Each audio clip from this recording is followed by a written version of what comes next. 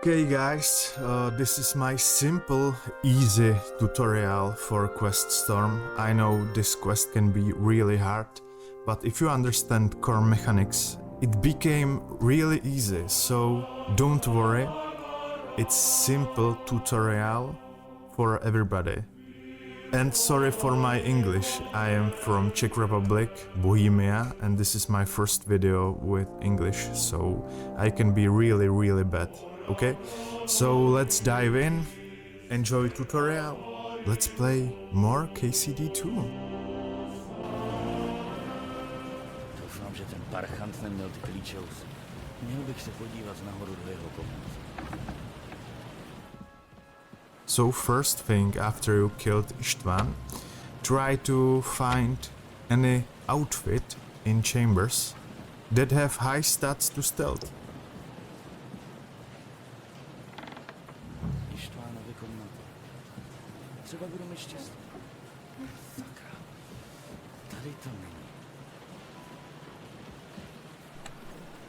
Kluci, tady nic není. Naše věci. After you get your stuff, try to make loadout to combat, charisma and stealth.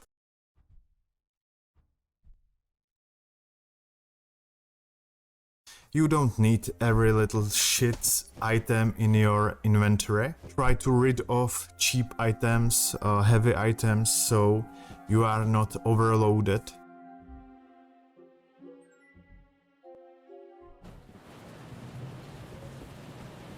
After that, go Bohuta.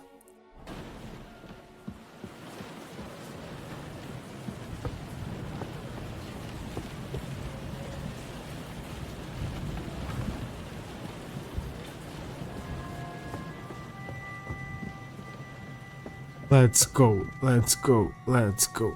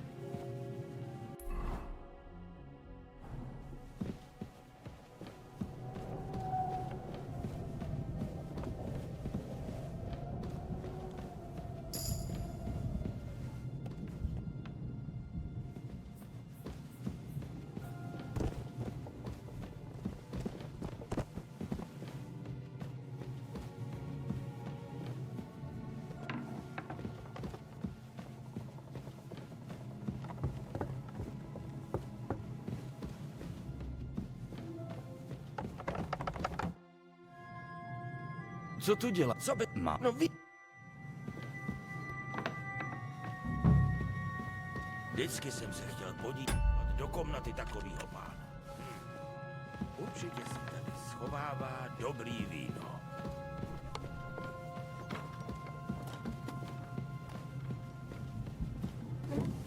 Rozkaz...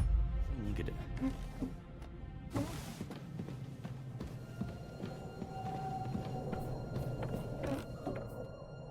Nic.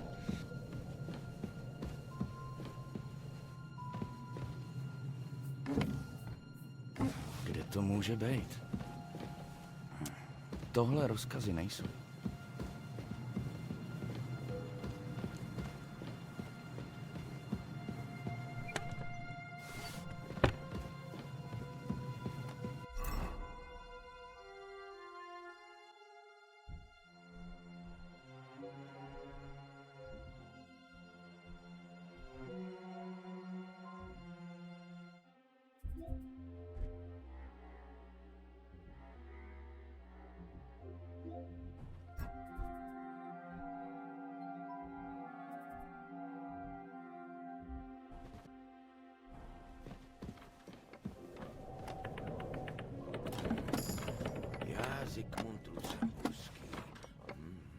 bude ono.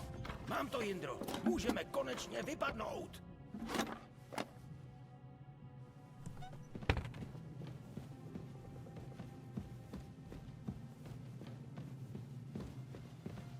And after that go Žižka.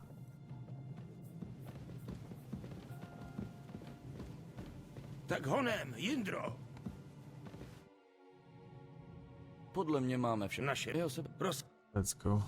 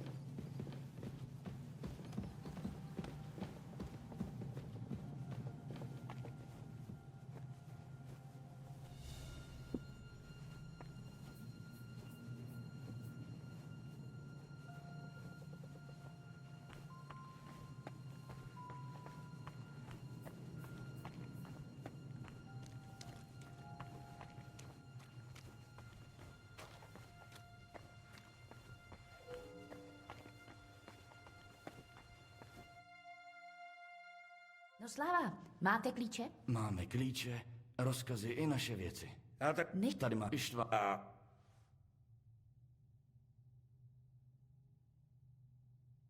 No. Bojím se, jestli nezačínám být jako on. ale prosím tě, k tomu máš hodně daleko. Jak daleko? Jako on z toho okna dolů, když jsem ho vyhodil? A co myslíš, že by dělal na tvém místě? Máš dojem, že by si to snad pak vyčítal? Ani hovno. Byl to šmejd a vrah. A svět je bez něj lepší místo. Amen. A jak jsi to udělal? Jak jsem ti říkal? Nebo jsi zbytečně riskoval?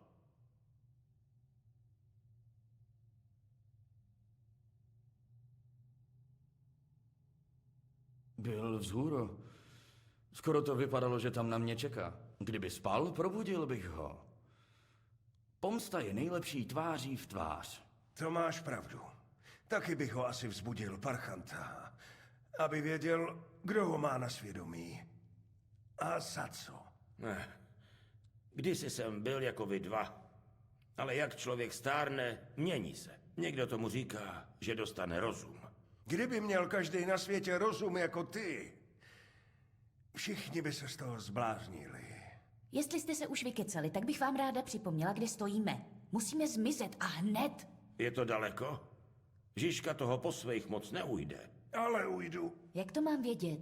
Nikdy jsem tu nebyla. Konec chodby je snad někde v Apoleně. A ta je blízko hradu. Tam ve skalách je starý pytlácký tábor. A tam na nás budou čekat mý lidi. Běž první, Jindro. A posviť nám. Já za náma zamknu. No tak Tak když...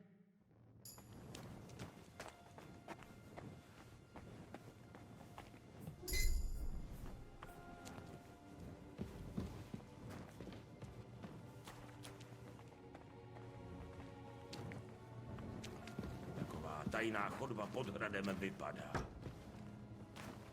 Jak se to vezme? Nad žejdlíkem piva jsem si v hospodě vyslechl lecos. A co jsi jako čekal? Podzemní palác? No, to ne, ale nějaký bludiště a trochu toho svítícího mechu. Člověk si tajnou chodbu představuje spíš jako Minotaurův labirint na Krétě, než jako, no, tohle. Víno co? Minotaurus je příšera, chlap, co má hlavu bejka a bydlí v labirintu. Neboli v bludišti. Je to stará antická pověst. Četl jsem o ní v semináři. Chlapů, co mají bejčí hlavu, znám spoustu. A nemusím ani číst starý pověsti v semináři. Víš, Žižko? Kateřino, A jak tomu vůbec tenhle Minotauros přišel, že měl bejčí hlavu? Třeba bych pak pochopila, jak se to těm mužským stane. No, jeho matka, královna Pasifae, obcovala s bájným bílým bejkem. Ale tím samozřejmě nechci říct, že by to tak bylo tady u Hej. to dobře děláš. A jak dopad tenhle chlapobejk? Zabil ho aténský princ Theseus. Ale musím dodat, že mu docela pomohla princezna Ariadna. A ta mu darovala kouzelnou nit, aby našel cestu zpátky z labirintu. Příšery a princezny s kouzelnou nití. Na to by vás v semináři užilo, co? Já si na tom piloval svoji řečtinu. Mně je úplně jasný, co jsi spiloval. U příběhu, ve kterém bájná královna obcuje s bejkem. Ty se teda nezdáš, ale můžu tě ujistit, že v semináři na tohle úplně Vážně? Jaká? Kriste, pane, držte už hubu, ještě nás někdo uslyší.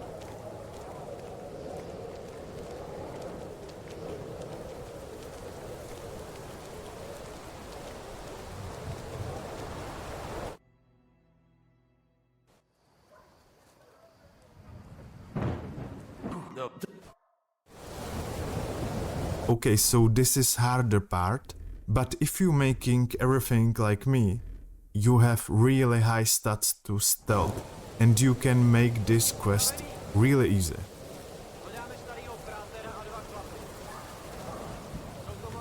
Try to mimic my movement.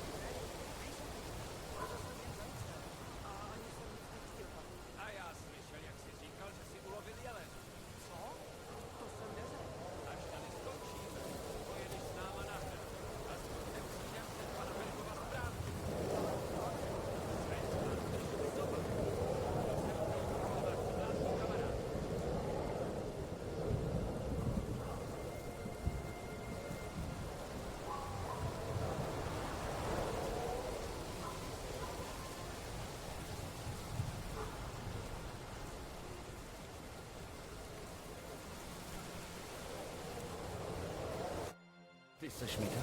To záleží, kdo se ptá. Jsem Jindřich. Jdu... Sokol. Sokol. Aha. Koni i vojáky. Myslel jsem. Poslouchej, klid. Dobře. Kde půjdeš, projdeš, když od toho už zastavili. Dobře. Vohla. Dobře. Drž se. Jste... Něco bych už snad...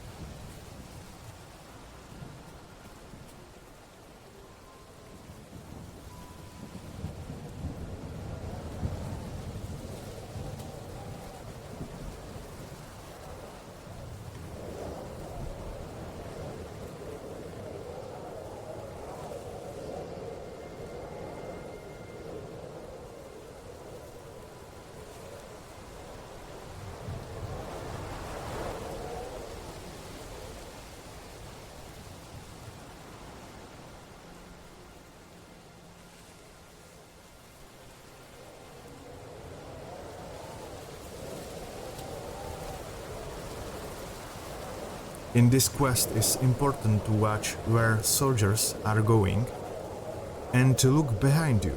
Use the bushes to hide. And after that every soldier is typically blind. Docela bych měl jít dál.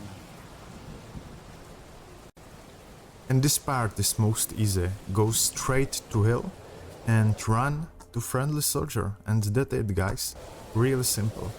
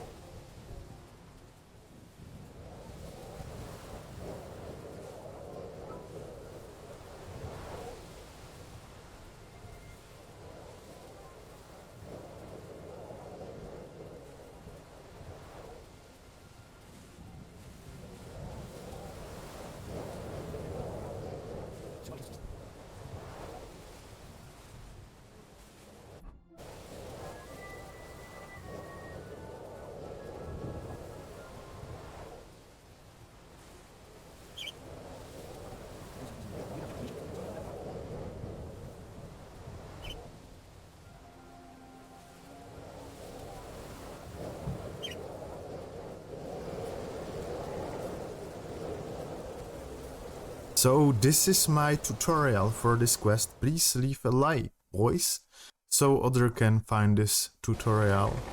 And Gutenberg is really good with great quest, so enjoy the rest of KCD2. Posílám někam